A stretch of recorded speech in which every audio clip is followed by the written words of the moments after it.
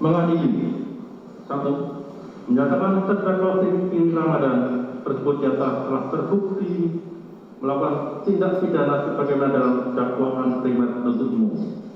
2. Menyatakan perbuatan terdakwa Riki Ramadan melakukan tindak pidana sebagaimana dalam dakwaan primer penuntut umum adalah dalam rangka pembelaan terpaksa non-fair dan pembelaan terpaksa melampaui batas atau non-fair excess.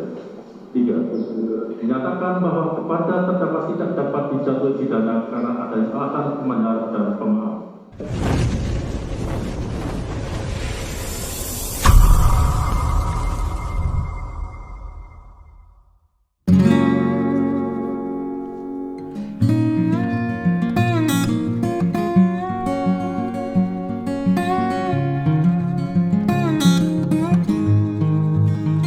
Assalamualaikum warahmatullahi wabarakatuh. Berjumpa kembali di channel Cendekia Muslim. Itu tadi teman-teman tayangan video beberapa waktu yang lalu ya, saat persidangan di Pengadilan Negeri Jakarta Selatan terhadap dua terdakwa dugaan tindak pidana pembunuhan 6 orang laskar FPI ya, khususnya 4 yang ada di mobil itu. Keduanya didakwa melakukan pembunuhan, kemudian saat tuntutan kalau tidak salah dituntut dengan 6 tahun penjara.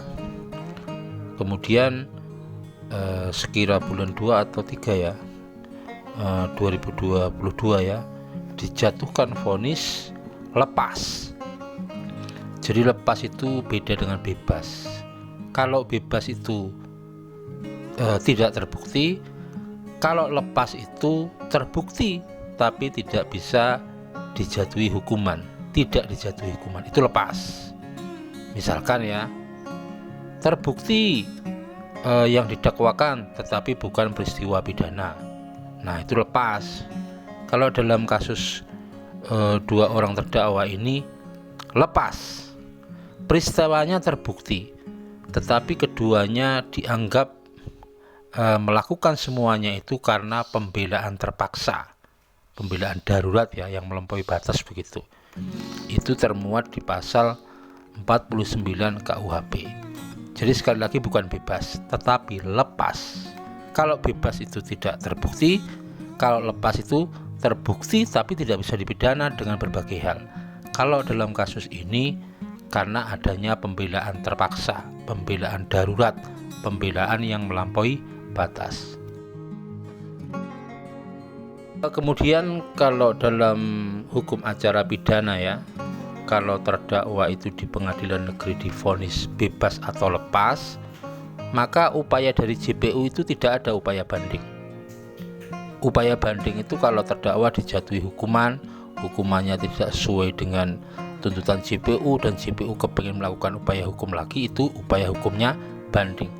Tetapi kalau terdakwa itu bebas atau lepas, upaya hukumnya bukan banding, tetapi langsung mengajukan kasasi. Jadi saat itu beberapa saat kemudian dari pihak JPU mengajukan kasasi ya ke Mahkamah Agung.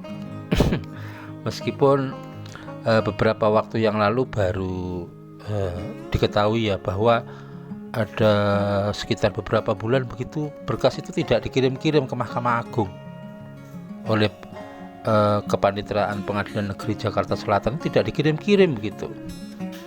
Sampai kemudian ada peristiwa kasusnya Ferdy Sambo, dan setelah itu entah kebetulan atau gimana ya, kemudian berkasnya dikirim ke Mahkamah Agung, berkas kasasi. Jadi kalau kasasi, yang kasasi itu JPU, tentu yang membuat memori kasasi adalah JPU. Nanti dari pihak terdakwa ini melalui penasihat hukumnya membuat kontra memori kasasi. Dan kemarin berdasarkan informasi yang kita terima di pemberitaan, itu putusan kasasi terhadap dua terdakwa kasus KM50 sudah turun. Isi putusannya menolak kasasi dari jaksa penuntut umum. Artinya bahwa Ini menguatkan putusan Pengadilan Negeri Jakarta Selatan yang melepaskan terdakwa terbukti melakukan pembunuhan tetapi tidak bisa dijatuhi hukuman karena yang dilakukan itu adalah pembelaan terpaksa atau pembelaan darurat, pembelaan melampaui batas sebagaimana pasal 49 KUHP. Teman-teman sekalian, tanpa bermaksud mengeksaminasi putusan dari Pengadilan Negeri Jakarta Selatan yang kemudian dikuatkan oleh Mahkamah Agung ya memang beberapa kalangan ya melihat putusan ini sangat janggal ya, karena memang pertama ya, bagaimana mungkin keempat anggota FPI yang saat itu dibawa ke sebuah mobil setelah adanya insiden saling serang itu tidak dalam keadaan diborgol begitu.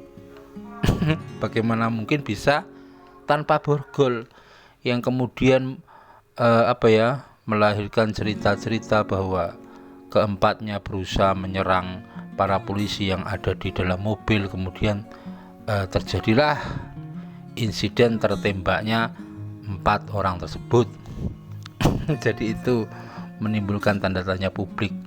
Kemudian yang menjadi tanda tanya publik yang lain adalah kilometer 50 itu seakan bersih ya, CCTV-nya tidak ada atau setidak-tidaknya tidak berfungsi, entah matinya itu karena sesuatu atau kebetulan begitu.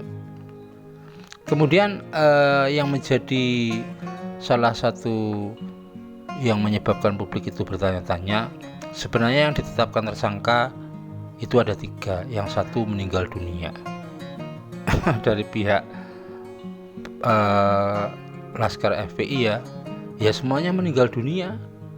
Jadi yang bisa bersaksi untuk saling menyesuaikan itu ya dari para terdakwa ini, saling melengkapi, saling menyesuaikan ya. Kemudian pada intinya setelah masuk ke tahap persidangan, pemeriksaan bukti, tahap pembuktian dan sebagainya, dibuktikan telah terjadi pembunuhan, tetapi dengan satu catatan bahwa pembunuhan itu karena terpaksa.